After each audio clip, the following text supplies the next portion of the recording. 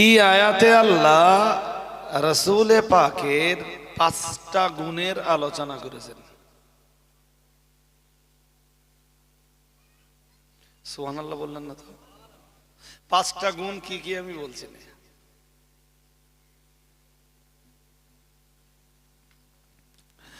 তো আল্লাহ রাসূলের দ্বিতীয় গুণ যেটা আলোচনা করেছেন সেটা হলো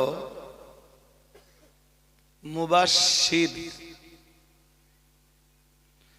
বাশশারা ইউবাশশিরু তাবশীরান, ইসমে ফাইলে যে হবে মুবাশশিরুন। মুবাশশির শব্দের বাংলা মানে কোরআনের ভাষায় বিশ্ব নবী হলেন সুসংবাদদাতা। আর একটু মন খুলে বলুন,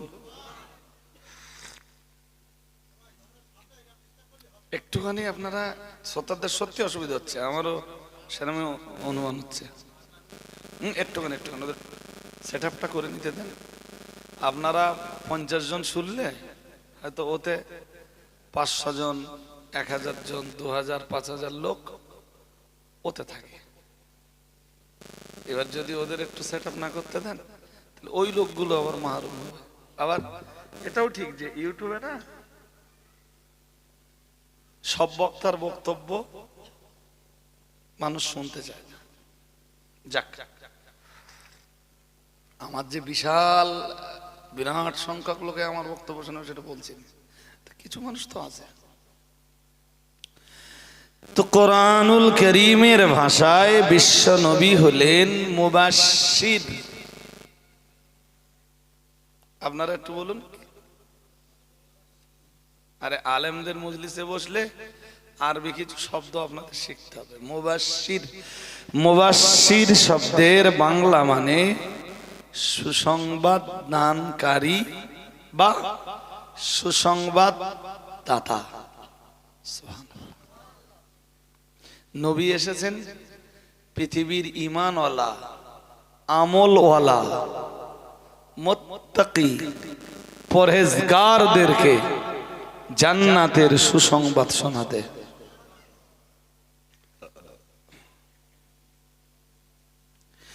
ওই আয়াতটায় নবীর 3 নম্বর গুণ, মানে আমি 1 নম্বরটা আর বলিনি, বললে সময় যাবে না বোঝাতে, এই জন্য বলিনি। নবীর 3 নম্বরের গুণ বা নাযীর। নাযীর, নাযীরের মানে হলো মন্দির, यानी ডরানে ওয়ালা। অনেকে বুঝেছেন, অনেকে বোঝেননি, বাংলাটা না বললে বুঝবেন না। ডরানে ওয়ালা মানে ভয় প্রদর্শনকারী।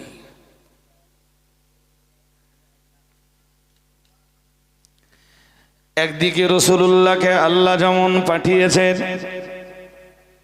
পৃথিবীর মানুষের কাছে সুসংবাদ দানকারী রূপে, অন্যদিকে মহান আল্লাহ তার রাসূলকে পাঠিয়েছেন ভয় প্রদর্শনকারী রূপে। একদিকে রাসূলুল্লাহ মানব মণ্ডলীকে জান্নাতের খুশখবরি যেমন শোনাবেন, জান্নাতের খুশখবরির সঙ্গে সঙ্গে রাসূলের আরেক দায়িত্ব হলো তিনি পৃথিবীর মানুষকে জাহান্নামের ভয়টাও দেখাবেন। সুবহানাল্লাহ। আর একটু মন খুলে বলুন না, আপনাদের ফিডব্যাক খুব ভালো হচ্ছে না। ফিডব্যাক ভালো না হলে ওয়াজ ভালো হবে না। এই দেখেন, এই সন্ধ্যাবেলা আমার এক জায়গায় ওয়াজ করা হয়ে গেছে, সেখানে এর চেয়ে লোক কম বলবো না, এর চেয়ে লোক বেশি ছিল। তাহলে আমি সেখানে উঠেছি কটায়? মানুষ না, আল্লাহ শুকরিয়া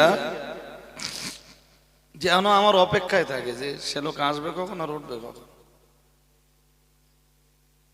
রাত 2টোর সময় উঠলেও লোক বাড়ে আমার মজলিসে।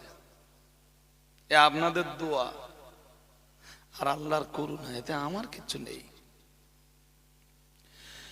তাহলে বিশ্ব নবী একদিকে সুসংবাদ দানকারী, অন্যদিকে বিশ্ব নবী ভয় প্রদর্শনকারী।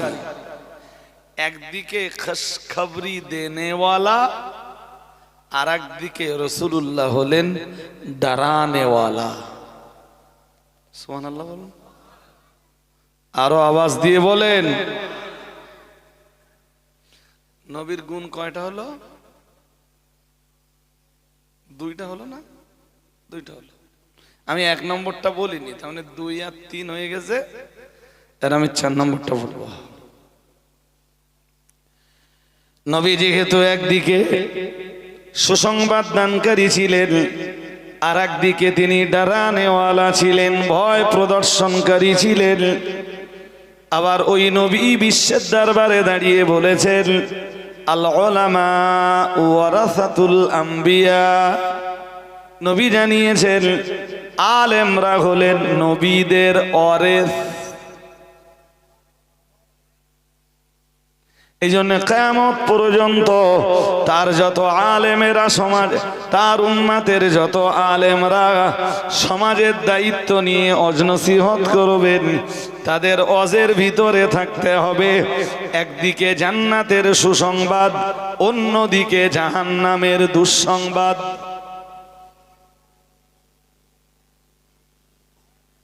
বুঝতে অসুবিধা হচ্ছে নাকি? হ্যাঁ, নবী যেহেতু একদিকে তিনি জান্নাতের সুসংবাদ শুনিয়েছেন,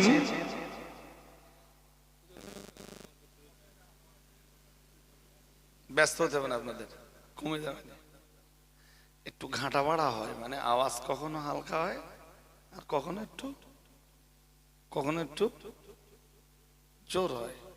সবসময় এরকমটা হবে না, মাঝখানে মাঝখানে আপনাদের একটু ধৈর্য ধরতে হবে। এমনি কথা বললেও রাসূলুল্লাহ যখন কথা বলতেন, হাদিসে এসেছে ইশতাদ্দা গাদাবু, রাসূলের রাগ চরমে উঠে যেত। নবী কি রাগী ছিলেন?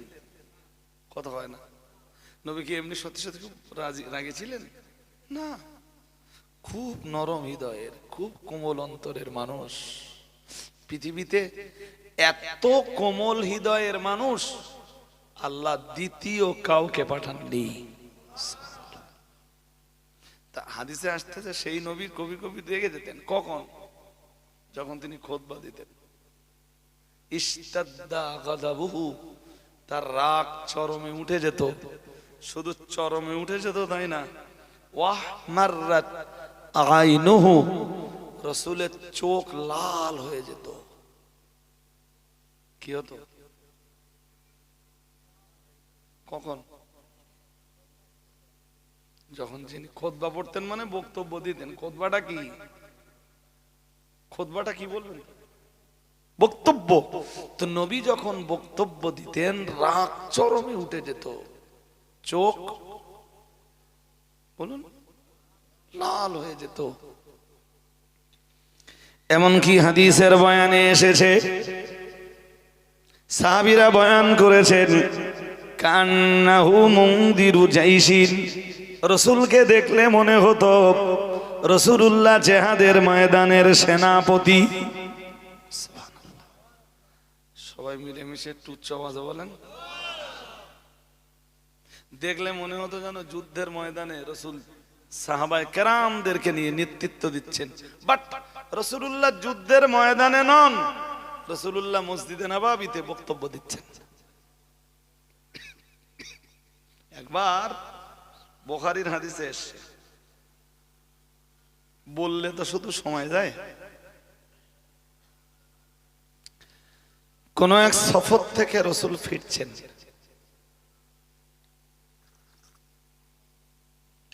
খুব মন দিয়ে শুনুন।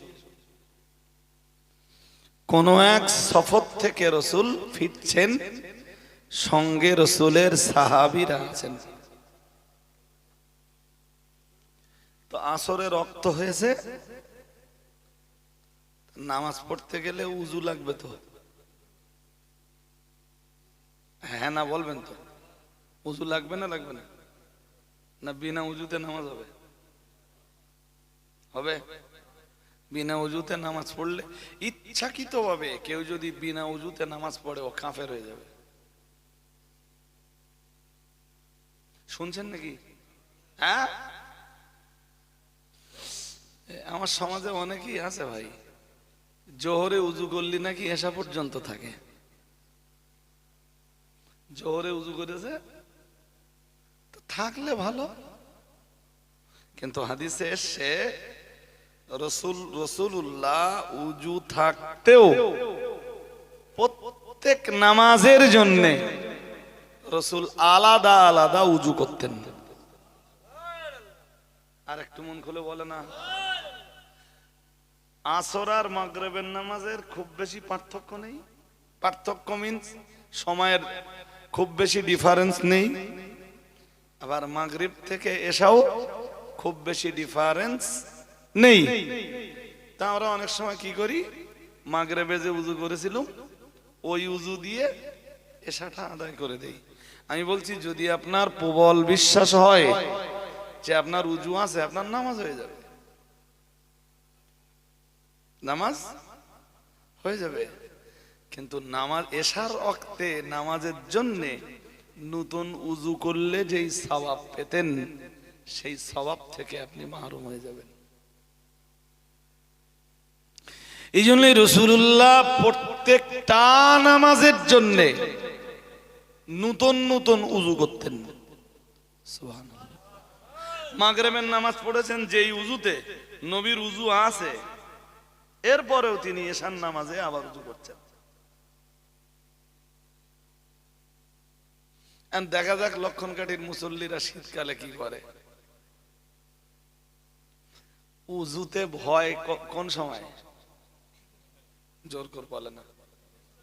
তবে শীতের সময় এশায় হয়নি, খবরটাই হয় না, তাহলে সবার টাইম হয়নি তো। আরে ফজরের নামাজ যারা পড়ে না গরমকালেও পড়ে না। কি ভাবতেছেন? যারা শীতকালে পড়ে না ফজরের নামাজ, ওরা কি গরমকালে পড়ে নাকি? পড়ার যারা, ওরা কি শীত কি বর্ষা কি বাদলা সব সময় নামাজের ব্যাপারে সতর্ক থাকে। শিয়ালদা স্টেশনে নামাজ পড়ছে, হসপিটালে আছে, একটা পেপার কিনে এনে সাইডে বীজ খেতে নামাজে দাঁড়িয়ে গেলে। আমার তো পড়তে হয়, আমি কত জায়গায় নামাজ পড়েছি রাস্তার ধারে। কি করবো, নো কন্ডিশন, কোনো মসজিদ পাচ্ছি না, নামাজের সময় শেষ হয়ে যাচ্ছে, কি করবো, নামাজটা তো পড়তে হবে। গাড়িতে পানি আছে, উজু করেলে যেখানে কন্ডিশন হয়, নামাজের মুসাল্লা গাড়িতে আছে, দুটো তিনটে নামাজের পার্টি আছে, পার্টি বিছা নামাজ পড়েলে। সালাতের হিসাব আল্লাহর আদালতে আপনাকে তো দিতেই হবে। সর্বপ্রথম আল্লাহর আদালতে যে বিষয়গুলোর বিচার হবে,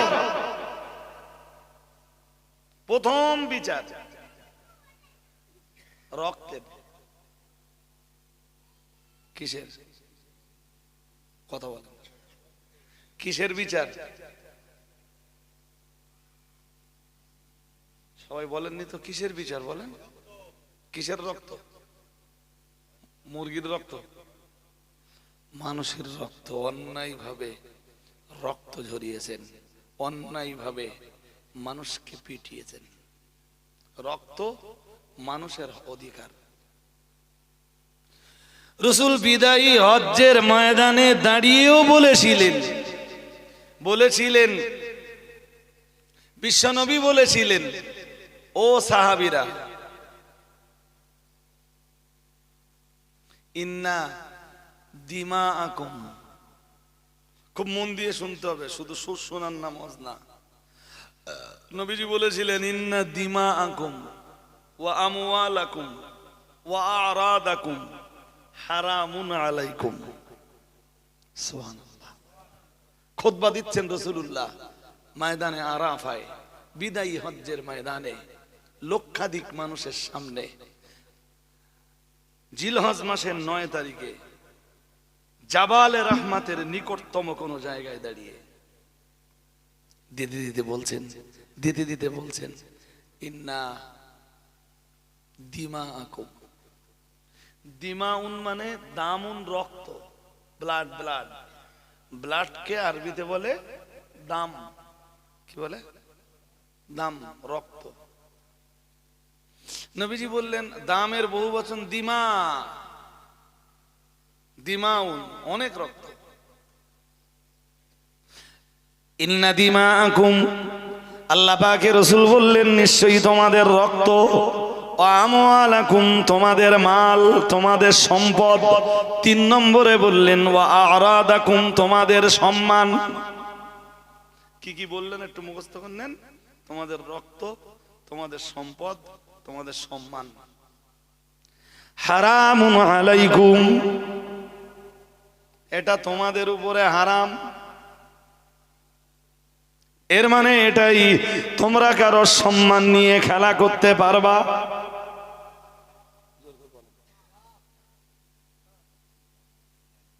কোন সম্মানীয় মানুষের এগেনস্টে অসম্মানজনক কোন কথা বলতে পারবা? বলুন বলুন। পছন্দ না হলে তার মজলিসে যেও না, পছন্দ না হলে তার ওয়াজের মজলিসে বসো না, পছন্দ না হলে তার ব্যাপারে তোমাকে জোর করে প্রশংসা করতে বলা হচ্ছে না। পছন্দ না হলে তার থেকে তুমি দূরে থাকো, মগর তাকে অসম্মান করার অধিকার ইসলাম তোমাকে। জোর করে বলুন।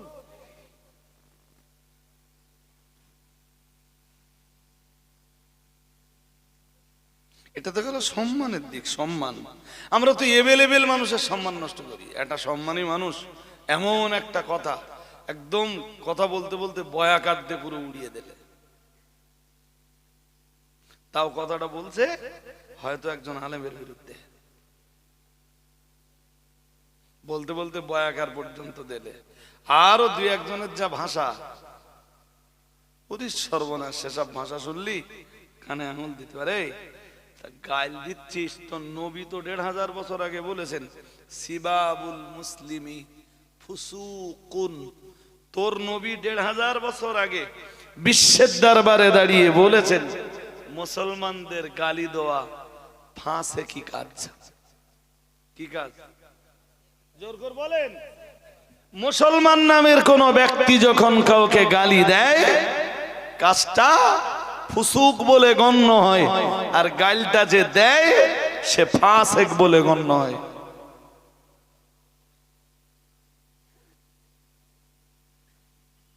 কাউকে গাইল দেবেন না। গাইল দিয়ে লাভ হয়? জোর করে বলেন। গাইল দিয়ে লাভ হয়? লসটা নিজের হয়। কি চুলগুনি দিয়ে গাইল দিতে যাবো? আমি বলিনি, নবীজি বলেন সিবাবুল। ছোট ছোট হাদিসগুলো আপনারাও ট্রাই করবেন মুখস্থ করার। সিবাবুল মুসলিমি ফুসুকুন, নবীজি বলতেছেন। সেখানে আলেমদেরকে গালি দেওয়া, আলেমদেরকে অপমান করা স্পষ্টই এসেছে আকায়েদের কিতাবে। ইহানাতুল উলামাই কুফরুন, আলেমদেরকে অপমান করা কুফরি কাজ। মিন্স এর মানে কেউ আলেমদেরকে অপমান করলে, আলেমদেরকে অপদস্থ করলে শুধু গুনাহ হয় তাই না, ঈমানটাও চলে যায়। পছন্দ না হয় তার কাছে যাইয়েন না, পছন্দ না হয় তার মজলিসে বসেন না, পছন্দ না হয় তার ওয়াজ শোনেন না, পছন্দ না হয় তার ফতোয়া নিয়েন না। কিন্তু তারে গাইল দেবেন, তাকে অপমান করবেন, তাকে অপদস্থ করবেন, তার সম্মান নিয়ে খেলা করবেন। আপনাদের নবী তো বলেছেন 1500 বছর আগে ময়দানে আরাফায় জাবালে রহমতের নিকটতম জায়গাতে দাঁড়িয়ে বলেছেন হারামুন আলাইকুম, এটা তোমাদের জন্য হারাম। হারাম বলুন কি কি হারাম বলুন তো? ওই জায়গায় 3 জিনিস হারাম। কয় জিনিস? কথা বলে না, কয় জিনিস? বিদায়ী হজ্জের ময়দানে দাঁড়িয়ে নবী ঘোষণা দিচ্ছেন, হারাম কয় জিনিস? ইন্না দিমাআকুম, নিজেদের ভিতরে রক্ত ঝরানো, নিজেদের ভিতরে লেটুলেটি করা, নিজেদের ভিতরে মারামারি করা, নিজেদের ভিতরে দাঙ্গা হাঙ্গামা করা, নিজেদের ভিতরে সন্ত্রাস ছড়িয়ে দেওয়া, এটা কি বলবেন তো? এটা কি? হারাম, হারাম, হারাম। রক্ত ঝরানোর বড্ড ইচ্ছা হচ্ছে, চলো ফিলিস্তিনে যাই। লড়াই করার বড্ড নেশা, গুলি করার বড্ড নেশা, বোম মারার বড্ড নেশা, চলো ফিলিস্তিনে যাই, ইসরায়েলের বিরুদ্ধে, ইহুদিদের বিরুদ্ধে, ইহুদিদের এগেনস্টে লড়াই করি, আল্লাহ জেহাদের সওয়াব লিখে দেবেন।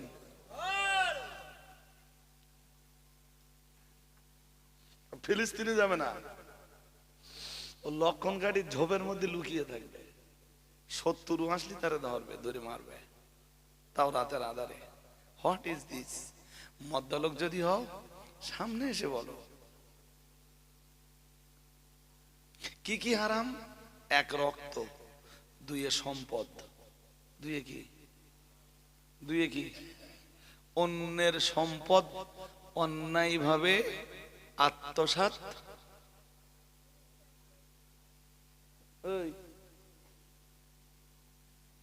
এমন হয় মক্তবে পড়ে নাকি? পড়ে তো? সে মক্তব, সে বৈধ কই মক্তবটার এরকম অবস্থা কেন? ওরা বিল্ডার্সতে মাল এনে তো ওরা নিজেরা করতে পারে, আর খারাপ লাগবে না তো? হ্যাঁ, আমার গ্রামে যখন আমি ওয়াজ করি 3-4 ঘন্টা একলাই ওয়াজ করে দিই, তাহলে কোনো বক্তা বলতে হবে না, আমি এসার নামাজ পড়ে উঠবো, 12টা বন্ধ করে দেবো, তোর পয়সাও দেওয়া লাগবে না। তা আমি যদি 4 ঘন্টা গ্রামে ওয়াজ করতে পারি, তে বৈদ্যরা এই মক্তব একলা করে দিতে পারবে না?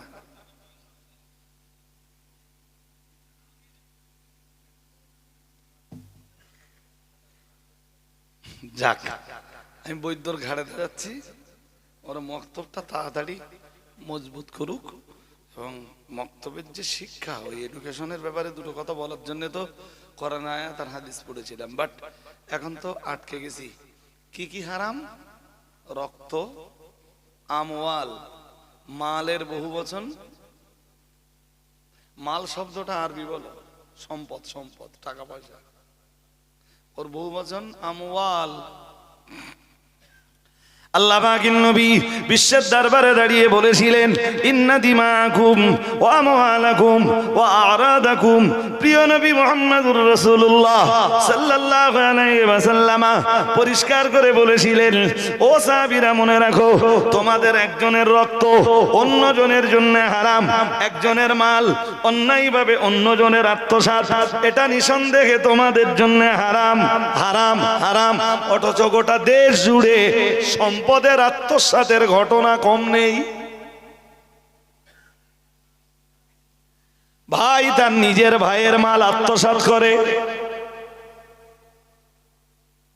এই লক্ষণ কাটি এক্ষুনি খুঁজলে খুব পাওয়া যাবে। ভাইরা বোনেদের অধিকার পর্যন্ত বুঝে, হ্যাঁ না কিছু বলতেছেন না? হ্যাঁ, দেয় না, শুধু জান্নাতের রস করে জান্নাতের ভিতরে দেগালি বড্ড।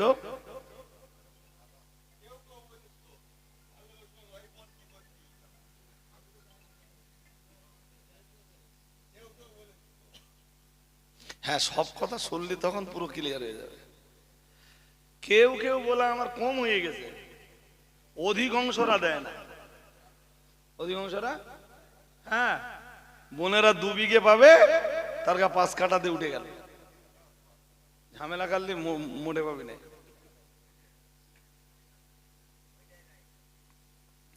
কিন্তু আল্লাহ পাকের কোরআন তো জানিয়েছে, লিযাকারি মিথলু হাযযিল উনসাইন। মহান আল্লাহ জানিয়েছেন, একটি ছেলে সম্পদ যা পাবে, মেয়ে পাবে তার অর্ধেকটা, অথবা একটা মেয়ে যা পাবে, ছেলে পাবে তার ডবল। এটাই ছিল আল্লাহর কোরআনের বিধান। আর একটু মন খুলে বলুন, আপনার বাবার সম্পদ আপনি যা পাবেন আপনার বোন পাবে তার অর্ধেকটা, অথবা আপনার বোন যতটা পাবে আপনি পাবেন তার ডবল। এরপরেও বোনেদেরকে কেন নিজেদের হক থেকে বঞ্চিত করা হয়? কি জবাব দিবেন আল্লাহর কাছে? নবী মুহাম্মদুর রাসূলুল্লাহ সাল্লাল্লাহু আলাইহি ওয়াসাল্লাম তো ওজন্যই জানিয়েছেন, ওয়া আমওয়ালাকুম ওয়া আ'রাদাকুম হারামুন আলাইকুম। রাসূলুল্লাহ বললেন, তোমরা একজনের সম্পদ অন্যজন কখনোই আত্মসাৎ করতে পারবে? জোরে বলুন, পারবে? জায়েজ আছে? এই যে কি বালু বাবু না কি বলে,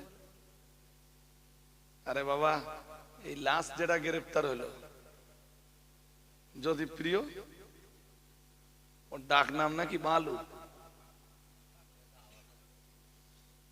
কি নাম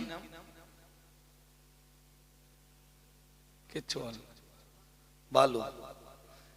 আমি তো আপনাদের মতো রাজনৈতিক জগতের লোকও না, আর ওদের নাম ধামও খুব ভালো জানি না। তা শুনতেছি অনেক কেলেঙ্কারিতে নাই পড়েছে, তা যে কেলেঙ্কারিতে পড়েছে তার ভিতরের এক কেলেঙ্কারি হলো সম্পদ আত্মসাৎ। কিরকম আত্মসাৎ? আটার প্যাকেটের লেখা 1 কেজি, মাল আছে 800। কত? জোর করে বলেন। মাল আছে 750 লেখা আছে না 1 কেজি লেখা আছে? মাল 750, সেইটা বলেন। মাল কতটা? 750 লেখা আছে কতটা? 1 কেজি। 250 করে মাল গেল কই? খাতায় তো সব হিসাব দিচ্ছে 1 কেজি করে, মাল সব গেল কোথায়?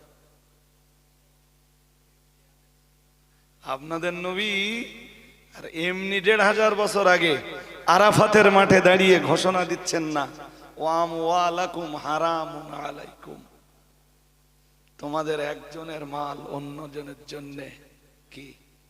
এই যে 250 করে কেট নিচ্ছে, 1500 বছর আগে নবী ফতোয়া দিচ্ছে আরাফাতের মাঠে দাঁড়িয়ে, 1500 বছর আগে ফতোয়া দিচ্ছেন এটা তোমাদের জন্য হারাম। হারাম জোর করে বলুন। এরকম হারামখোর খুঁজলি ও জ্যোতি প্রিয় মল্লিক পর্যন্ত যেতে হবে না, আপনার এলাকাতেও পাবো না। লোকের মাল মেরে খাচ্ছে এরকম হারামখোর দেশে পুরো।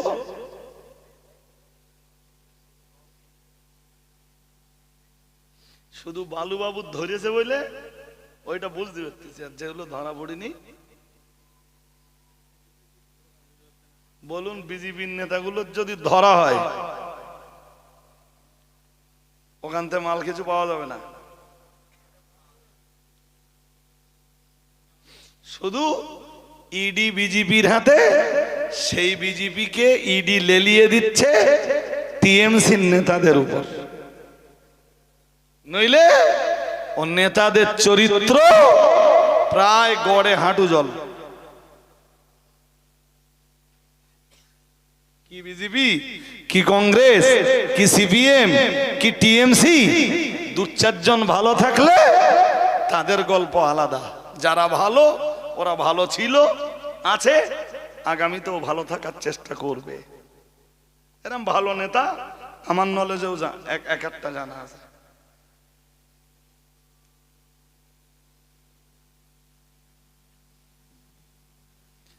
যেখানে ইসলামের নির্দেশ ছিল তুমি মিসকিনদের আহার্য দান করো, গরিবদের খাদ্য দান করো, সেখানে এরা কি করছে?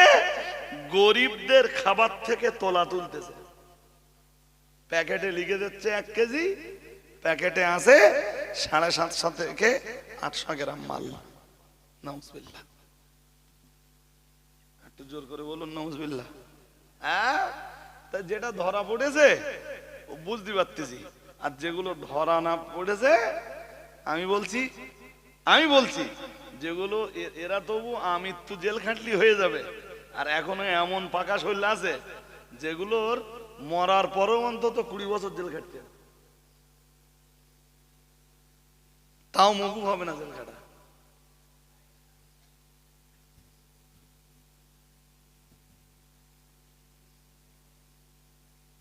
রাসূলুল্লাহ একদিকে সুসংবাদ দানকারী জান্নাতের, অন্যদিকে বিশ্বনবী এই জাতীয় অপরাধের সাথে যারা জড়িত বিশ্বনবী আবার তাদের জন্য জাহান্নামের দুঃসংবাদ দানকারী।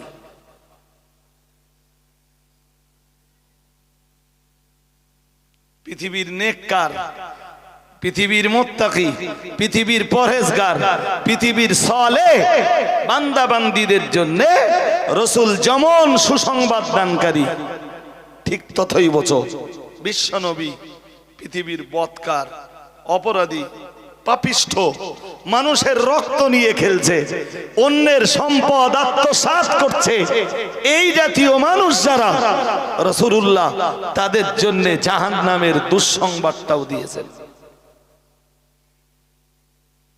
আমরা খুব বেশি হলে হয়তো জান্নাতের সুসংবাদ নিয়ে ওয়াজের মজলিসে আলোচনা করি, বাট এই অপরাধীদের জন্য আজকের সমাজের যখন বিপুল পরিমাণ অপরাধীতে দেশ যখন ছেয়ে গেছে, এই কন্ডিশনে আমরা অপরাধীদের এগেনস্টে জাহান্নামের দুঃসংবাদ শোনালে নজরানা নজরানা বেশি দেবে। অপরাধীদের জন্য জাহান্নামের দুঃসংবাদ শোনালে মাল দেবে তারা।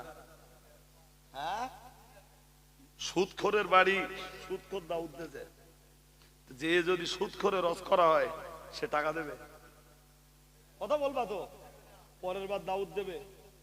হ্যাঁ, তাহলে আলটিমেটলি বুঝতে হবে সেই সমাজের কাছে কেসটাকে কাহিনী বলে, জীবনী বলে সময় নষ্ট করে তাদেরকে ফুলিয়ে ফাঁপিয়ে বেলুন বানিয়ে মাথায় হাত দে মাল ঝেড়ে নিয়ে চলে যাচ্ছে।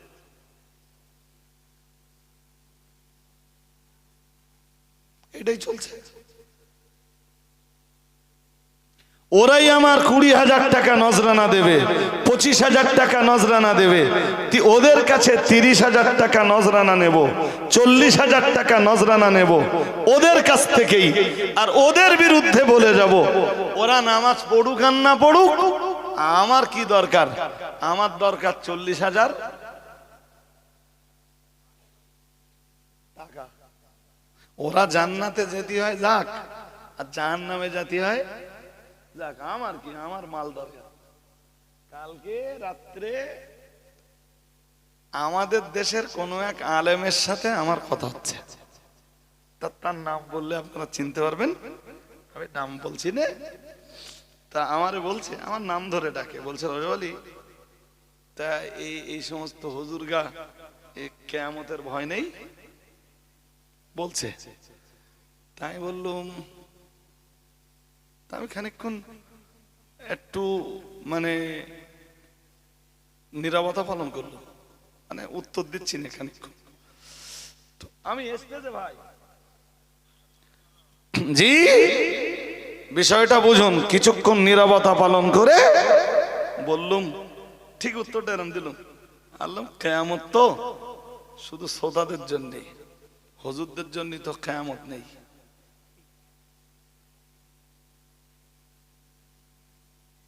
কিয়ামত কাদের জন্য? বলে সবার জন্য।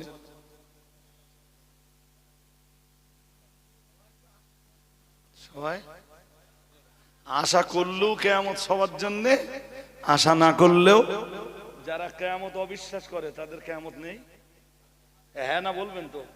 হ্যাঁ, কিন্তু কন্ডিশন দেখলে মনে হয় জানো যে কিয়ামত শুধু জনগণের জন্য, হুজুরদের কিয়ামত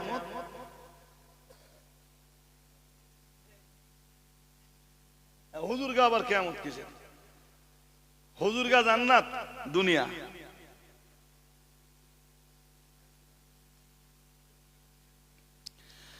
হাদিস শরীফ বিবরণ দিয়েছে, আল্লাহ পাকের রাসূল তো ওই রকমটাই জানিয়েছেন।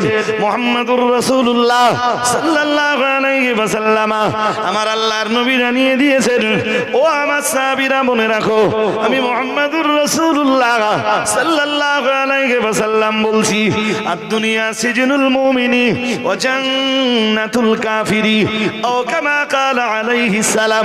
দয়াল নবী মুহাম্মাদুর রাসূলুল্লাহ সাল্লাল্লাহু আলাইহি ওয়াসাল্লাম আমার আল্লাহর নবী জানিয়ে দিয়েছেন, দুনিয়াটা ঈমানদারের জন্য, আর দুনিয়া সিজনুল মুমিনে, একজন ঈমানদারের জন্য দুনিয়াটা জেলখানা, ওয়া জান্নাতুল কাফিরি আল্লাহ পাকের রাসূল জানিয়েছেন, কিন্তু প্রতিপক্ষে একজন কাফেরের জন্য দুনিয়াটা হলো জান্নাত।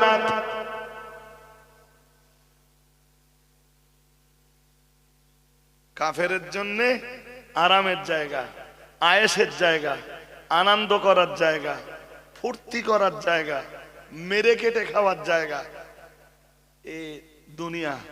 কারণ তারা ভাবে দুনিয়াটাই আমার জন্য কি, আর বলবেন তো, তারা ভাবে দুনিয়াটা আমার জন্য। প্রতিপক্ষে একজন ইমানদার যখন, ও ভাইরা আমার মনে রাখুন, আল্লাহ পাকের বিধানগুলো নিজের জীবনে পালন করে চলে, আল্লাহর বিধানগুলো যখন অক্ষরে অক্ষরে পালন করে চলে, তার জীবনটা তখন কারাগারে বন্দী একজন মুসল্লির মতো হয়ে যায়।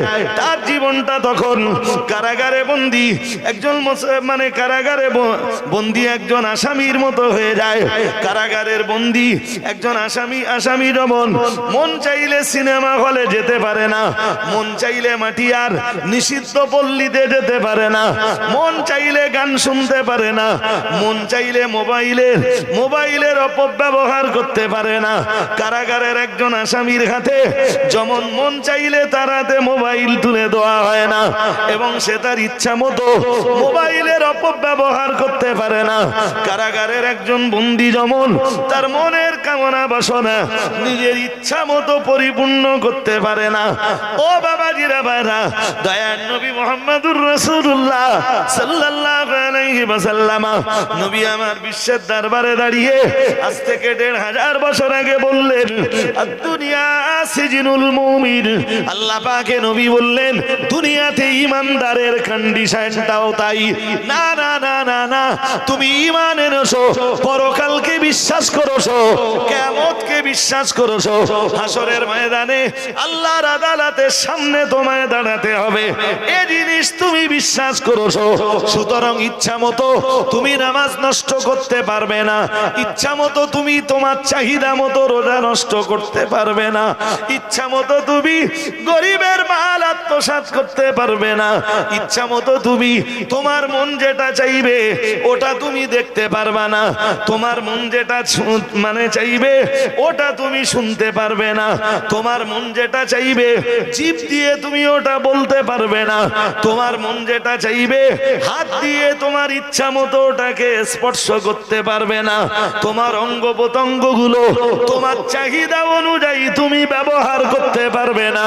তুমি যেহেতু পরকাল বিশ্বাস করেছো, আল্লাহ বিশ্বাস করেছো, রাসূল বিশ্বাস করেছো, জান্নাত বিশ্বাস করেছো, জাহান্নাম বিশ্বাস করেছো, তাই অবশ্যই তোমাকে আল্লাহর রাসূলের ফরমান অনুযায়ী তোমার জীবনটাকে পরিচালনা করতে হবে।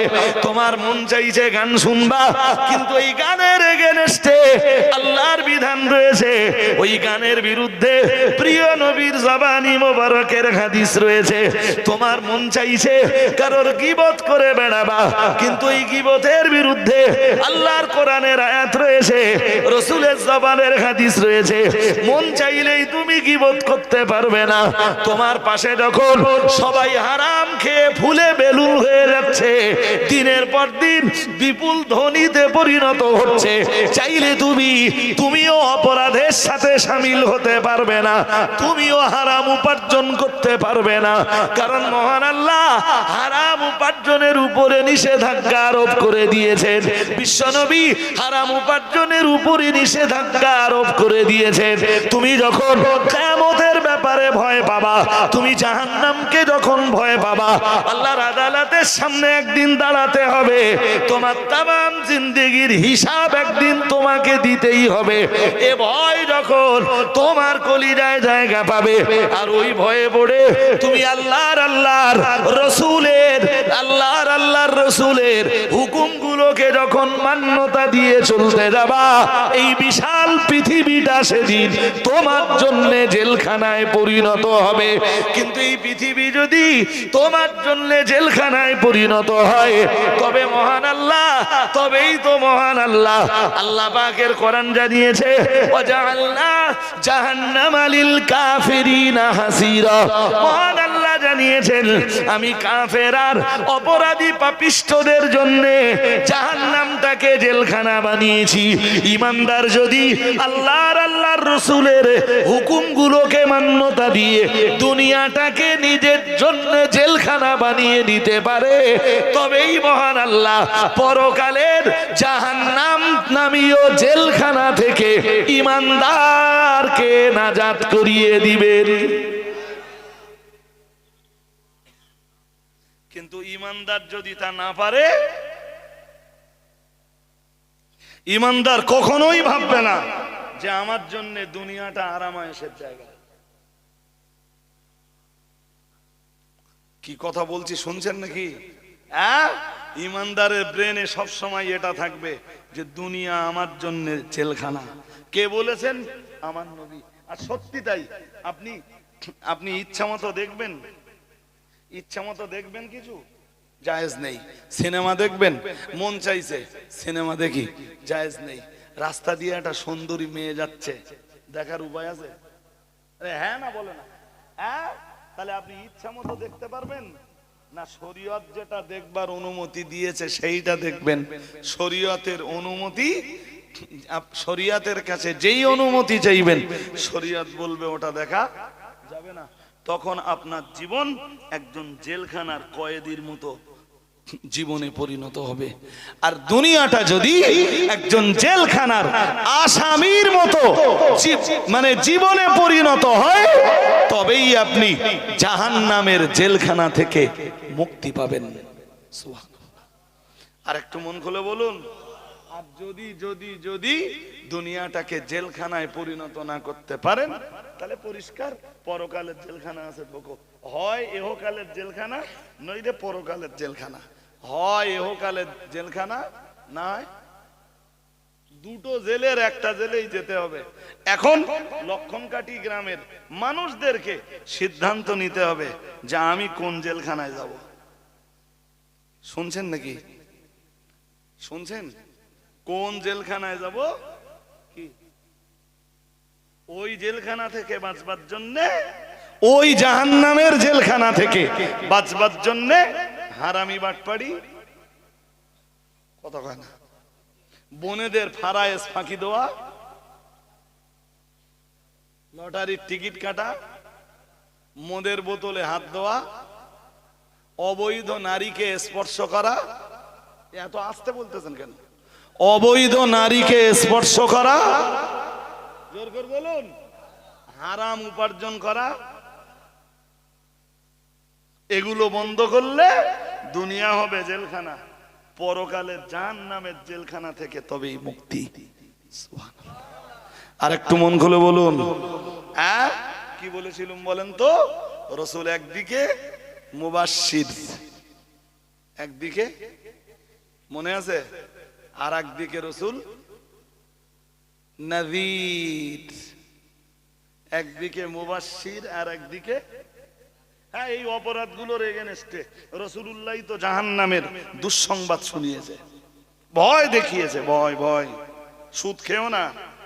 আমি জাহান্নাম পরিদর্শন করছিলাম, নবীজি বলেন দেখছিলাম কিছু মানুষ জাহান্নামে, তাদের পেটগুলো এক একটা ঘরের মতো মোটা মোটা, বড় বড়, আর ওই ঘরের বুতুনুহুম কাল বুয়ুত, হাদিসে এসেছে বুতুনুহুম, বাতনুন মানে পেট, এই পেটকে আরবিতে বলে বাতান, বাতান, আর বাতানের বহুবচন বুতুন। নবীজি বলেন তাদের পেটগুলো বুতুনুহুম কাল বুয়ুত, আমি দেখলাম তারা জাহান্নামে, তাদের পেটগুলো এক একটা ঘরের মতো বড় বড়। ঘর বোঝেন? এই যে আমাদের বসবাসের ঘর আছে না, নবীজি বলতেছেন এক একজনের পেট দেখলাম এক একটা ঘরের মতো বড় বড়। তো অন্তত 10-12 ঘর। খুব ছোট হলে কত হয়? আচ্ছা বলেন দিন, পেট যদি ওই 10-12 ঘরের মতন হয় কি হবে? বাজি কোথায় যাচ্ছেন? আচ্ছা যান, তাহলে কে জানে এই লোক আবার রাগ করে চলে যাচ্ছে কিনা। আল্লাহ ভালো করুক, হায়াত কিসমত দারাজ হোক। বলেন আমিন, বলেন আমিন। বয়স্ক যারা আছেন একটু আরো ইবাদতে জোর দেন, আরো। আমরা হয়তো আপনাদের মতো অতটা হায়াত পাবো না, আর আমাদের জন্য আপনারা দোয়া করুন। জি, তো এক একটা পেট যদি 10-12 ঘরের মতো বড় হয়, সে পেট চাঙানোও তো কঠিন। এমনি কদিন আগে আমার একটু পেটটা ফুলে মতো গিয়েছিল, এখন আমার স্বাভাবিক হয়ে গেছে প্রায়। তা এত কষ্ট হচ্ছিল কদিন, সে ভাষায় আমার এই দেহ ভালো না, এই যে দেহে অনেকটা ফেপে গেছে না, এখন খুব একটা খাই দাই নেব লোকের বাড়ি, তাও যে কি সে ফাটতেছে আল্লাহ জানে। কই না, আমি গোশত খেলে 1 পিস খাই, কত কেউ জোর করলে 2 পিস খাই। আচ্ছা খুব জোর করলে না আর 1 পিস খেলুম, কিন্তু আমার ফার্স্ট টার্গেট খাওয়া। যদি বলেন কোনো দিন 24 ঘন্টায় একবার খেলে আমার হয়ে যায়। অনেক সময় তো আমি খাওয়ার টাইমই পাইনি। খাও কখন? তো যেটা বলছিলাম যে পেট একটু মোটা হয়ে গেছিল, তা খুব কষ্ট হচ্ছিল, এখন আবার অনেক স্বাভাবিক। তো 10-12 পেটের কথা তো বলতে গেলে এটা বুঝতে হবে না আপনাদের? পেট মোটা হয়ে গেলে অস্বস্তি হয় না? এরকম অনেকটা বেড়ে গেছে, অসুবিধা হবে না? যদি পেট 10-12 ঘরের মতো হয়ে যায়, নবীজি বলেন বুতুনুহুম কাল বুয়ুত, ওদের পেটগুলো দেখলুম ঘরের মতো, ঘর ঘর। ফিহা হাইয়াত, আর ওই ঘরের মতো বড় বড় পেটগুলিতে সাপ ভর্তি। সাপ, দাঁড়ার সাপ বলবেন তো? দাঁড়ার সাপ, হেলে সাপ।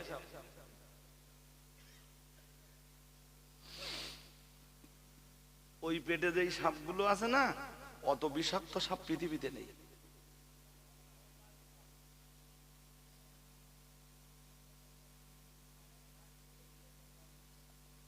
আল্লাহ পাকের রাসূল জানিয়েছেন, আল্লাহ পাকের হাবিব জানিয়েছেন, পরকালে যেই সাপগুলো মানুষকে কাটবে, দংশন করবে, আল্লাহ পাকের নবী জানিয়েছেন, খাস ভাবে কবরের কথা রাসূল বলেছেন, ওই রকম 99টা করে সাপ আল্লাহ অপরাধীদের কবরের ভিতরে পাঠাবেন।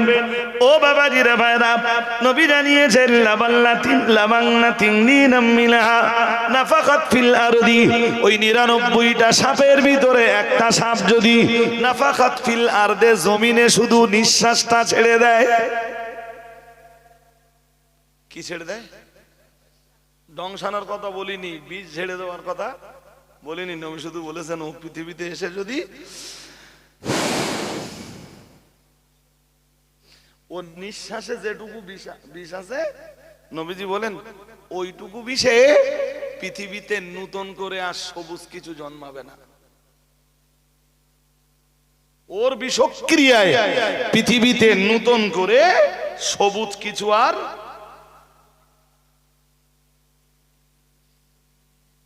এরকম সাপ আছে দুনিয়ায়? কথা কয় না। এরকম সাপ আছে আখেরাতে। কোথায় আছে বলেন? এরকম সাপ নবীজি বলেন আমি দেখলাম মেরাজের রাত্রে একদল লোককে, তাদের পেট ঘরের মতো বড় বড়, পেটগুলো সাপে ভর্তি। ভিতরে না বাইরে সাপ? এ তো আর এক মুসিবত। সাপ যদি বাইর দিয়ে পেটে কামড়ায় তো দৌড় মারার জায়গা থাকে। আরে তো সেইটাই তো বোঝাচ্ছি আমি, ভিতর দিয়ে যদি সাপে কাটে তার দৌড় মারার জায়গা আছে? মেয়ের যাওয়া কোথায়? তুমি যেখানে যাবা পেট তো সেখানে যাবে। হ্যাঁ, নবীজি বলেন তুরামিন খারিজি বুতুনিহিম। আমি হাদিস শোনাচ্ছি না গল্প শোনাচ্ছি? এই একটু আগে বলতেছিলাম যে কিয়ামত শ্রোতাদের, হুজুরদের সবার কিয়ামত বলতেছিলাম। কেন বলতেছিলাম এ কথা? খুব রাগ খুব করে তাই বলেছি জানেন। হ্যাঁ, রসুলের নাম করে খুব সুর করে বললে, আর সুরও আল্লাহ দেশে বিরাট সুর করে বললে রসুলুল্লাহ বলেছেন, এই পর্যন্ত বলার পরে এবার যা বললে তা রসুল যদি বলে থাকে তা হাদিসটা আগে বল। হাদিস কিচ্ছু বললে না, মারলে বাংলা। কি মারলে? বাংলাটা মারলে। বাংলাটা মেরে টেরে সে বাংলায়ও বলা যেতে পারে, বাট সে যা বললে টোটাল পৃথিবীতে কোন হাদিসের কেতাবে সে হাদিস পাওয়া যায়।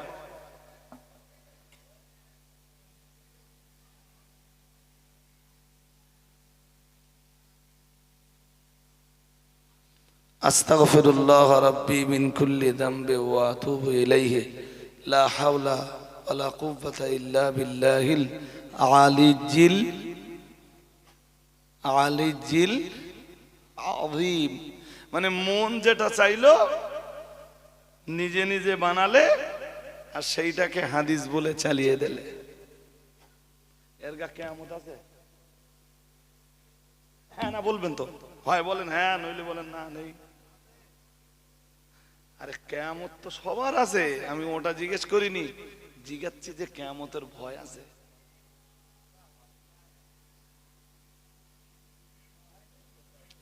হাদিস শরীফ যেখানে বিবরণ দিয়েছে প্রিয় নবী মুহাম্মদুর রাসূলুল্লাহ সাল্লাল্লাহু আলাইহি ওয়াসাল্লাম, আমার আল্লাহর নবী জানিয়ে দিয়েছেন, মান কাযাবা আলাইয়া মুতাআম্মিদান ফালিয়াতাবাওয়া মাকআদাহু মিনান নার আও কামা ক্বালা আলাইহি সালাম।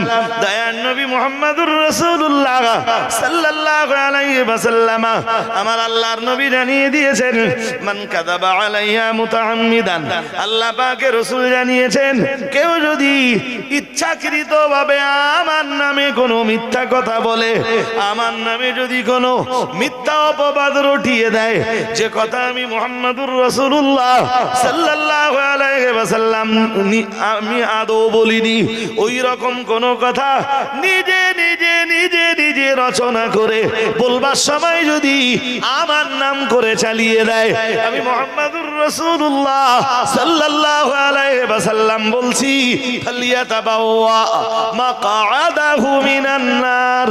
আল্লাহ পাকের রাসূল জানিয়েছেন, সে যেন দুনিয়া থেকে জাহান্নামের একটা সিটকে রিজার্ভ করে নিল। বলুন নাউজুবিল্লাহ। আর একটু জোর করে বলেন, আরো জোরে বলেন।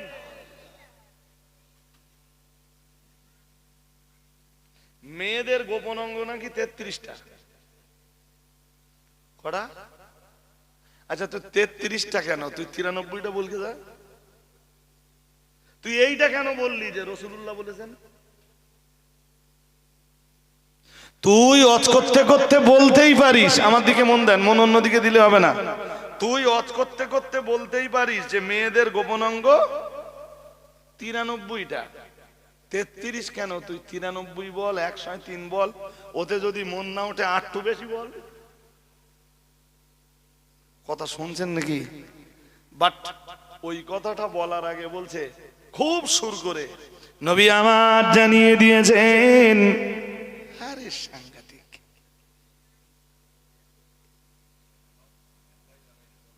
হ্যাঁ,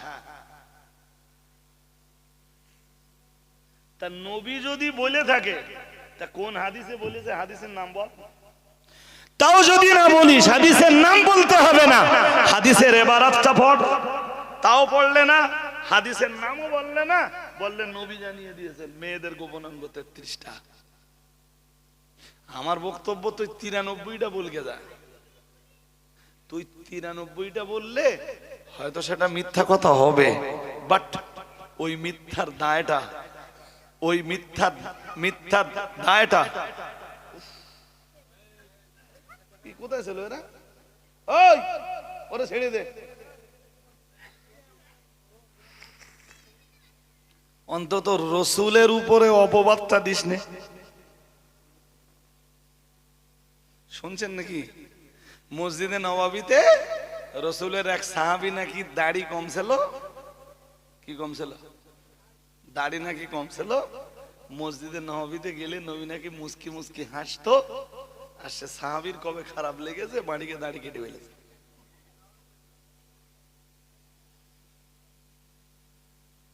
দাড়ি পুরো একদম সপ্পান সপ্পা করে দিয়েছে। তাও ভাষা নাকি এরম আছে হাদিসি যে পুরো সফান, বলুন, হ্যাঁ আরবি বলতেছে, সফান সপ্পা করতেছে, ওর নাম আরবি। তো ও মাল জানে না যে আরবিতে সফন মানে কাতার। সফ মানে কি? আরবিতে সফন মানে কাতার। কাতার বোঝেন না? নামাজের কাতার। আরে হ্যাঁ না বল না, নামাজের কাতার বোঝেন না আপনারা? ওরে আরবিতে কি বলে? সফ। কি বলে? হ্যাঁ, আর আরবি বলতেছে সাহাবী সফান সফা করতেছে।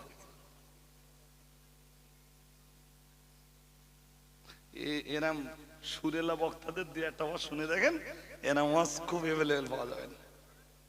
এভেলেবেল ওই মাল নিজে বানাচ্ছে তো।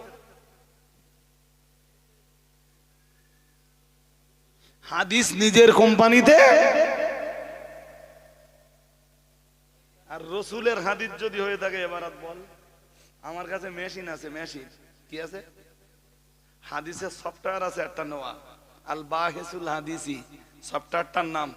ওতে শব্দ বললি পার একটা শব্দ দিয়ে দেবো, পুরো হাদিস দিয়ে দেবো।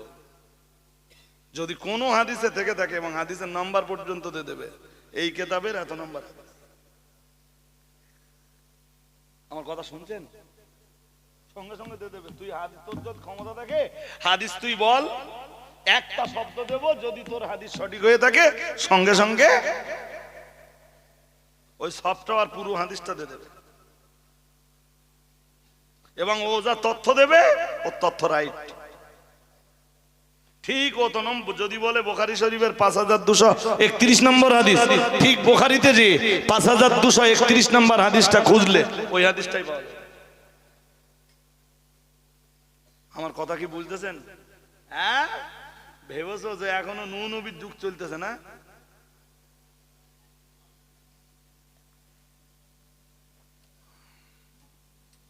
দাড়ি পুরো কেটে ফেলেছে সাহাবী, সপ্পান সপ্পা করতেছে। সপ্পান সপ্পা করে মদিনার মসজিদে নববীতে এসে সালাম দিয়েছে, তো রাসূলুল্লাহ সালামের জবাব দেয় না। এই পর্যন্ত বলে তো দাড়ি কাটা লোকগুলোতে যা বলার বলবে। নবী যেহেতু দাড়ি কাটা লোকের সালামের জবাব দেয়নি, এবার দাড়ি কাটা লোকগুলোর যা বলার তো বললে। দাড়ি রাখা আর কাটার ব্যাপারে হাদিস শরীফে তো দুরন্ত দুরন্ত হাদিস আছে। নিজের বানোয়াট এই গল্পটা জনগণকে শোনানোর কি দরকার ছিল? হাদিস শরীফ তো পরিষ্কার বলেই দিয়েছে, প্রিয় নবী মুহাম্মদুর রাসূলুল্লাহ সাল্লাল্লাহু আলাইহি ওয়াসাল্লাম, আমার আল্লাহর নবী জানিয়ে দিয়েছেন, মান কাযাবা আলাইয়া মুতাআম্মিদান ফালিয়াতাবাওয়া মাকআদাহু মিনান নার।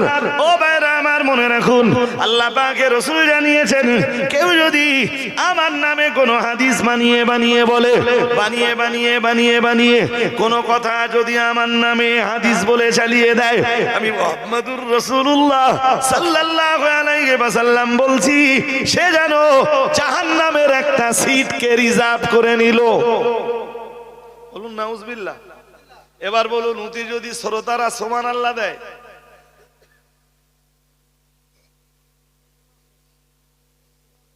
কথা বুঝতেছেন না বোধহয়?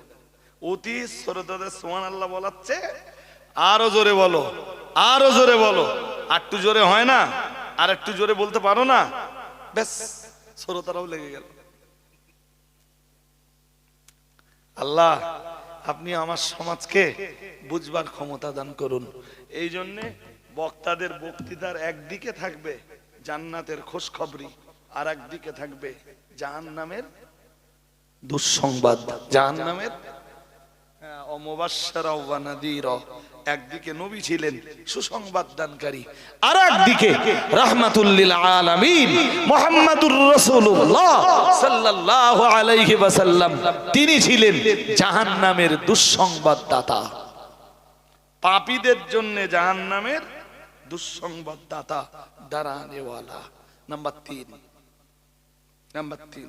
আমি ভুলে যাইনি বস।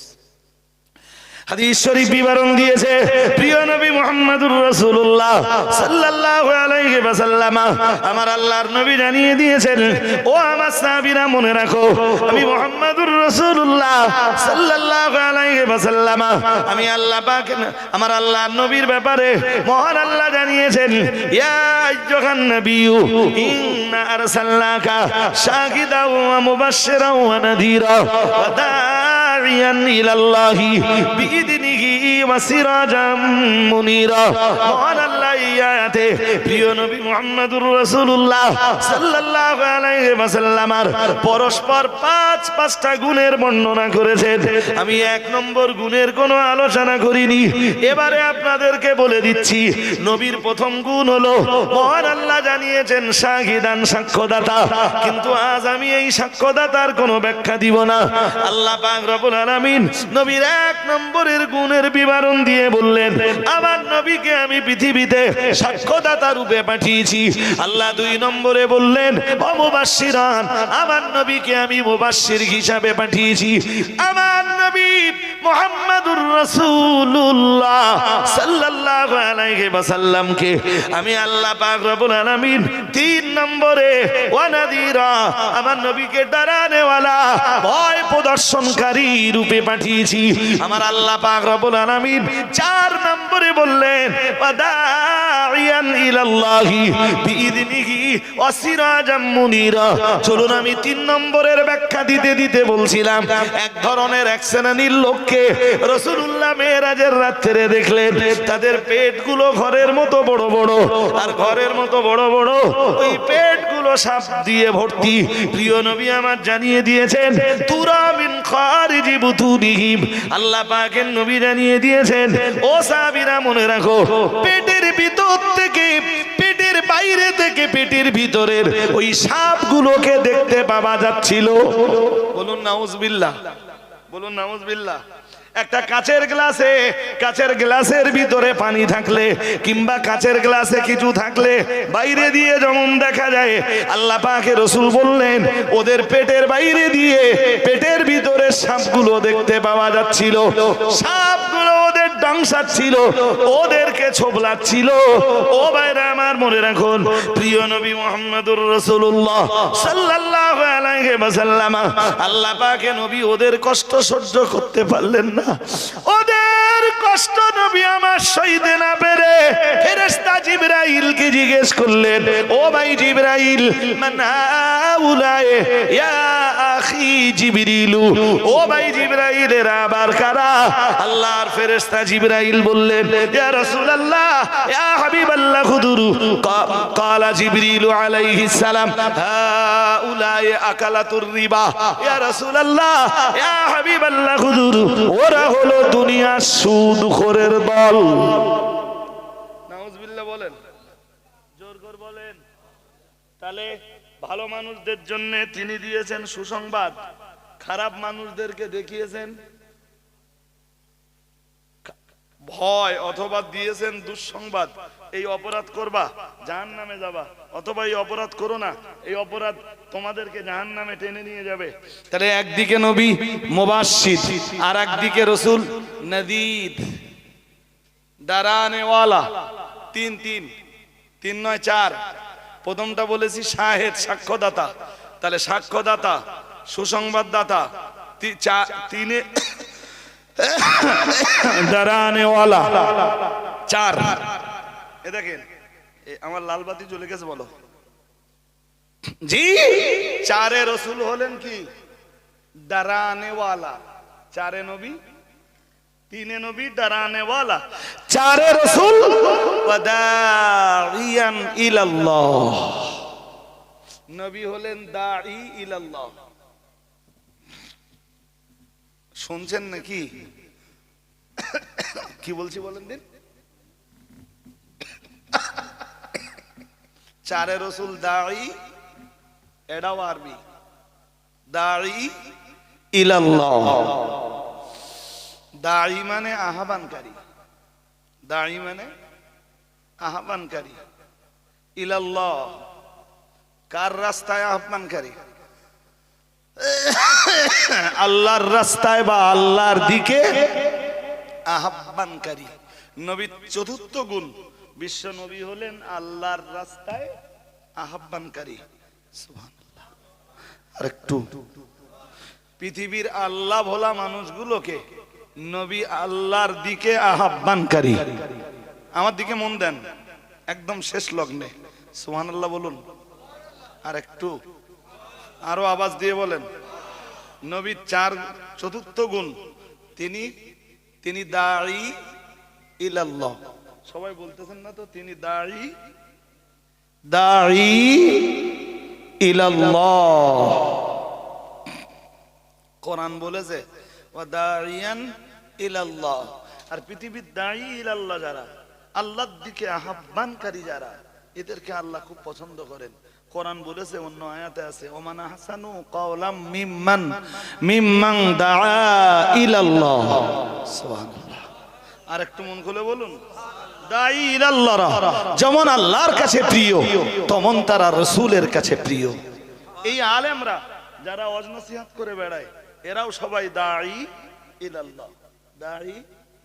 এই জন্য এদের দাওয়াতটা হবে ঠিক সেই রকম দাওয়াত, যেই রকম দাওয়াত দিয়েছেন পৃথিবীর শ্রেষ্ঠ দাঈ ইলাল্লাহ হলেন মুহাম্মাদুর রাসূলুল্লাহ সাল্লাল্লাহু আলাইহি ওয়াসাল্লাম। তিনি যেমন দাওয়াত দিয়েছেন, আমাদেরও উচিত হলো, বলুন বলুন,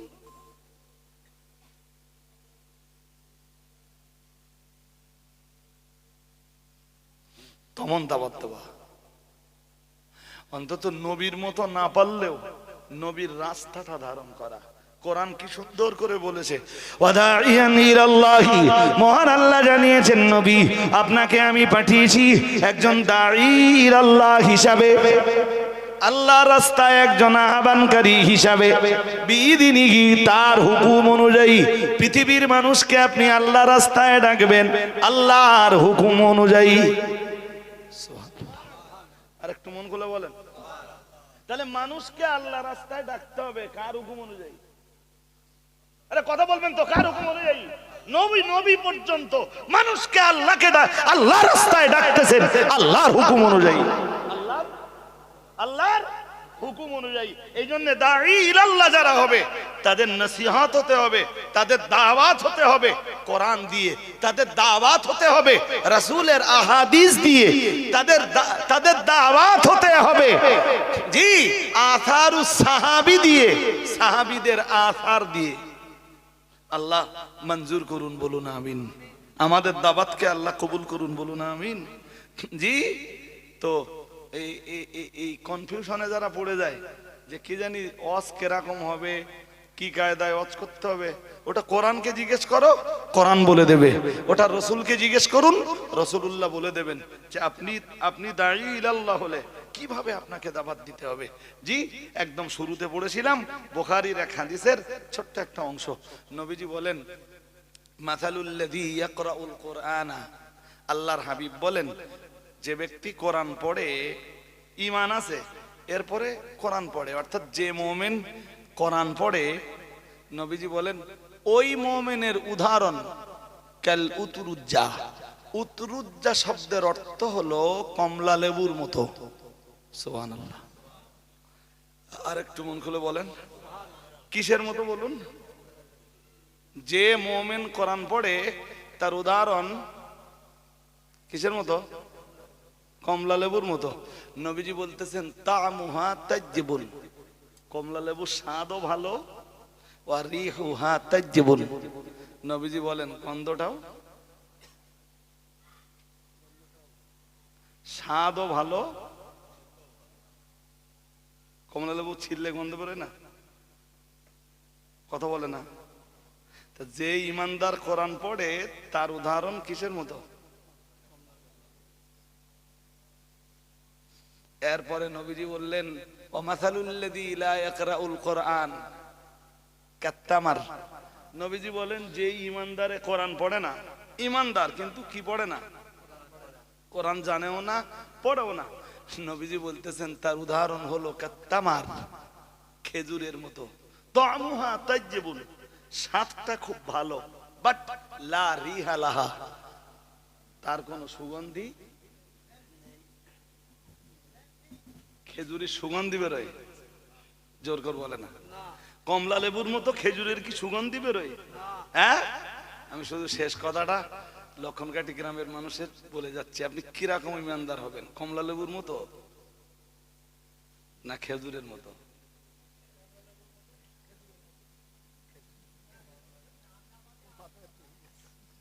মাথায় ঢুকিনি এখনো বোধহয়। যে ইমানদার কোরআন পড়ে না তার উদাহরণ খেজুরের মতো। খেজুরের স্বাদ আছে, সুগন্ধি, সুগন্ধি। আর যে ইমানদারে কোরআন পড়ে তার উদাহরণ, বলুন বলুন, কমলা লেবুর মতো। কমলা লেবুর স্বাদও আছে, সুগন্ধিও আছে। ইমানদারকে হতে হবে, নবীজি ১৫০০ বছর আগে আহ্বান করতেছেন, ওই ইমানদাররা পৃথিবীতে তোমাদের হতে হবে কমলা লেবুর মতো। ইমানও এনেছো, এরপরে কোরআনও পড়তে হবে, তাহলে তোমার উদাহরণ হবে এক কমলা লেবুর মতো। যে কমলা লেবুর ভিতরে সুগন্ধিও রয়েছে, স্বাদও। আমার কথা কি বুঝতেছেন? এই মক্তবের উন্নতি হয়নি কেন এখনো? সেই বাঁশ টাঁশ দিয়ে বেড়া উন্নতি হয়নি, গ্রামের লোক লাগিয়ে নেয়। তুমি কি করতেছো? আমার নিজের মাদ্রাসা নিজে যদি তোমার দায়িত্ব তো আছে, তোমার এত কথা কেন? মাদ্রাসাটাকে সার্বিকভাবে আপনারা সহযোগিতা করে এই জায়গাটায় আনুন।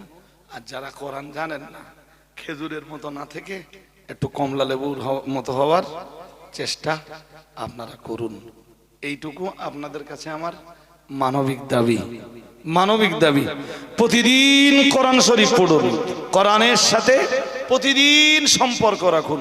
আমি শুরুতে পড়েছিলাম আর এক হাদিস, নবীজি বলেন আফদালুল ইবাদাত, যত নফল ইবাদত আছে, নবীজি বলেন নফল ইবাদতের ভিতরে শ্রেষ্ঠ ইবাদত হলো তিলাওয়াতুল কোরআন। সুবহানাল্লাহ। আর একটু মন খুলে বলুন, কোরআনের তেলাওয়াত হলো শ্রেষ্ঠ নফল ইবাদত। সুবহানাল্লাহ। এই জন্য প্রতিদিন কোরআনের সাথে সম্পর্ক রাখুন।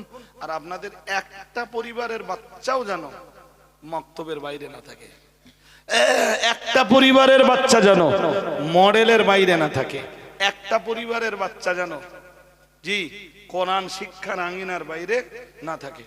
যদি আপনাদের, আমি একদম পরিষ্কার বলছি, যদি আপনাদের মনে হয় যে মাতিন সাহেব, রজব আলী সাহেবদের যে মডেল স্কুলগুলো আছে এটা বসিরহাট হুজুরের, দাদা হুজুরের না, আমি বলছি আমাদের প্রতিষ্ঠানে আপনার বাচ্চা দিতে হবে না।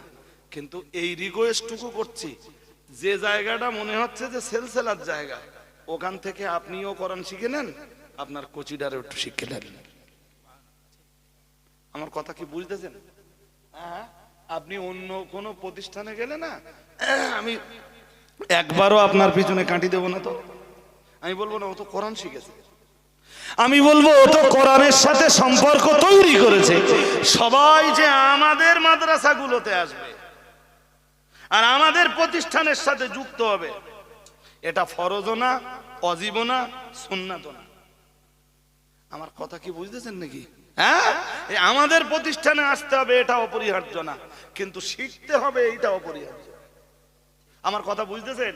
যদি মনে হয় যে এটা এখানে বসিরহাট হুজুরের মতাদর্শ নেই, যেই প্রতিষ্ঠানে গেলে আপনার মনে হয় যে এখানে বসিরহাট হুজুরের আদর্শ আর দাদা হুজুর কেবলা সেলসালা আছে, আপনি ওখান থেকে একটু শিখে নেন।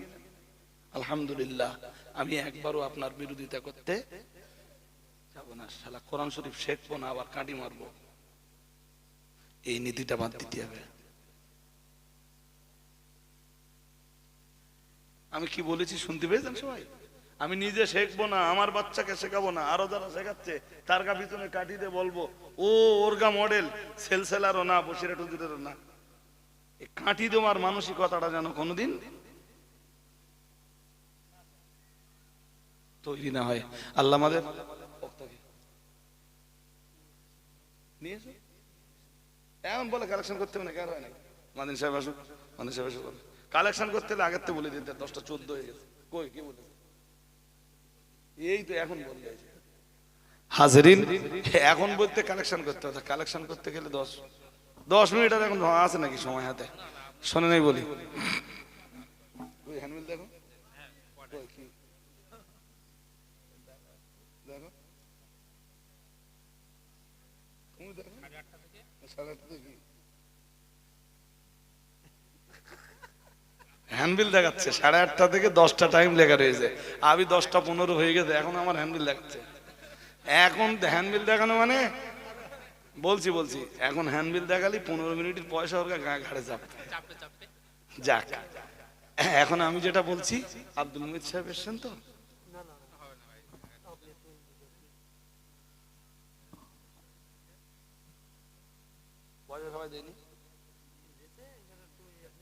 ও, খাদিজার সদস্য যারা ছিলেন পয়সা দিয়েছেন অধিকাংশরাই, হয়তো 2-4 জন বাকি আছেন, পয়সাটা তারা ওর কাছে দিয়ে দেবেন।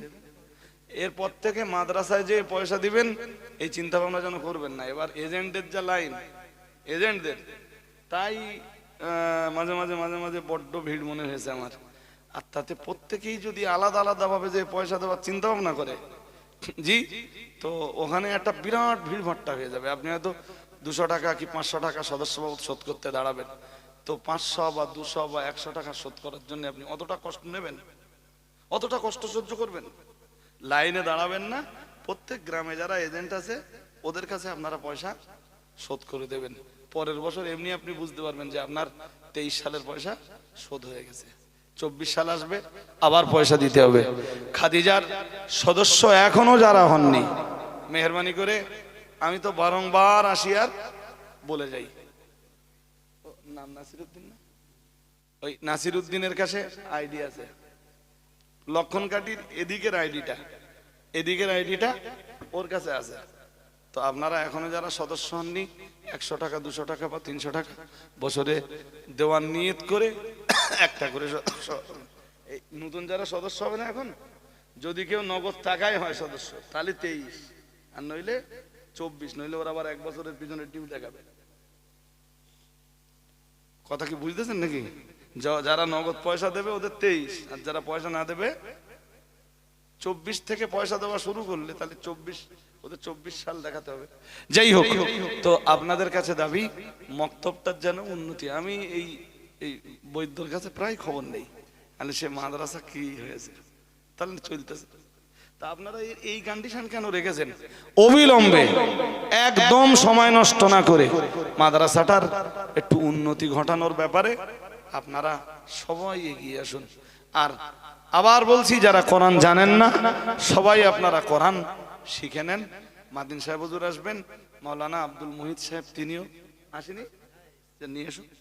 আমি বলছি মাদিন সাহেব ওই খুব বেশি হলে 10টায় ছাড়বে ভবানীপুর নদীর ওপারে।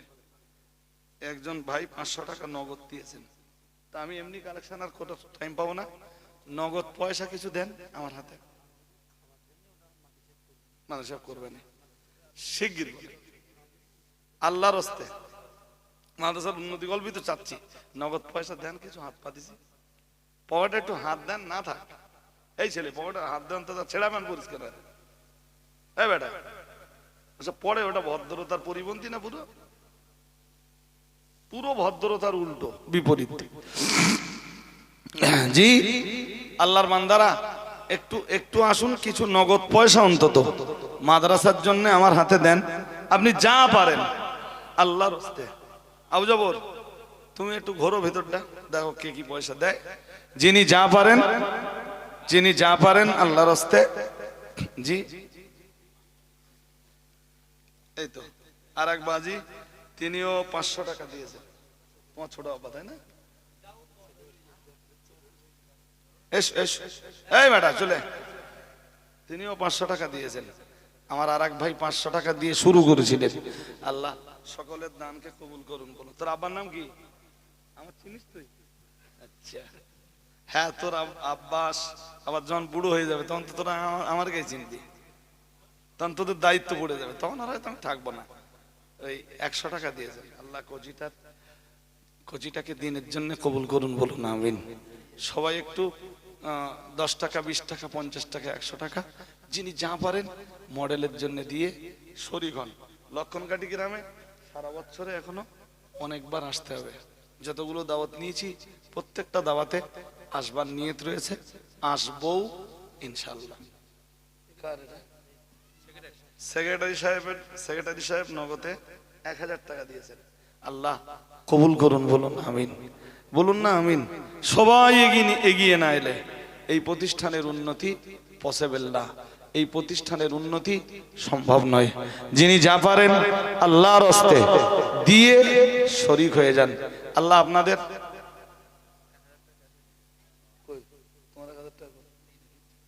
ও মোতালেব ভাই 1000 টাকা আনতেছে আর কি, পকেটে নেই তো। বাড়ি কোথায়, ক্যাশ ট্যাশ টাকা কে জানি। যাও একেবারে দিয়ে দাও। ও না, আমি তো এমনি উঠে যাবো। আর একজন 100 টাকা, আর অনেকেই বেশ কিছু টাকা পাঠিয়েছে জমি লেখার জন্য। আর এক ভাই, জমি লেখা হয়ে গেছে। ও কতটা জায়গা লেখা খরচ কত বলে, কতটা জমি? সব কথা কি আর আমি আজকে বলেছি যে জমি জায়গা লিখে নাও? একজন 200 টাকা, আরো বেশ কয়েকজন কিছু টাকা। হুদুদ ভাই, ও বসেন বসেন বসেন। আব্দুল মুহিত সাহেবকে আমি স্টেজে আসতে বলছি, তিনি অজনসিয়ত করবেন। যিনি যা পারেন দিয়ে আল্লাহর রাস্তে শরীক হন। মায়েরা যারা পর্দায় আছেন আপনারা কিছু পয়সা পাঠান। শেষ বেলায় আবার বলছি, যারা এখনো খাদিজার সদস্য হননি 100 টাকা তো বছরে দেবেন খাদিজায়, এর চেয়ে তো বেশি না। সদস্যটা সবাই হবেন, এমনকি মায়েরাও। মায়েদের অনুরোধ করব, আপনারা নাসির উদ্দিনের কাছে একটা করে সদস্য হবেন, বছরে 100 টাকা করে দেবেন খাদিজার জন্য। আর একজন 200 টাকা দিয়েছেন। আল্লাহ সকলের দান কবুল করে কিয়ামতের দিন এই দান আল্লাহ নাজাতের ওসিলা বানিয়ে দিন। সকলে বলুন আমিন। বলুন না আমিন। নারায়ে তাকবীর, নারায়ে তাকবীর। মাতিন সাহেব হুজুর, আমি ওখান থেকে আসতে নদীর ওপারতে পুরো নেমে 37-38 মিনিট লেগেছে। হুজুর ঠিক 10টায় ছাড়বে। 10টায় ছাড়বে মানে খুব বেশি হলে 11টা। তো আমি তো 10টা 20, 10টা 22 হয়ে গেছে। মানে খুব বেশি হুজুরের আসতে বাকি নেই। ততক্ষণে আমাদের অল ইন্ডিয়া সুন্নাতুল জামাতের সুখ দুঃখের আর একজন ভাগিদার মাওলানা হযরত মাওলানা আব্দুল মুহিত সাহেব হুজুর, তিনি এসেছেন। হুজুরের ওয়াজ আপনারা মনোযোগ দিয়ে শুনতে থাকুন। ততক্ষণে আবার মাতিন সাহেব হুজুর আপনাদের কাছে চলে আসবেন। অন্তর খুলে দরুদ শরীফ পড়ুন। আল্লাহুম্মা সাল্লি আলা।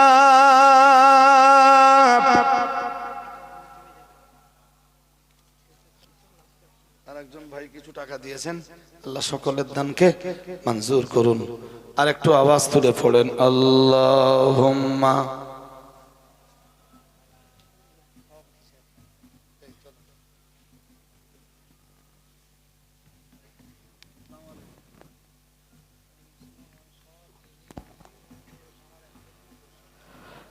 আলহামদুলিল্লাহ।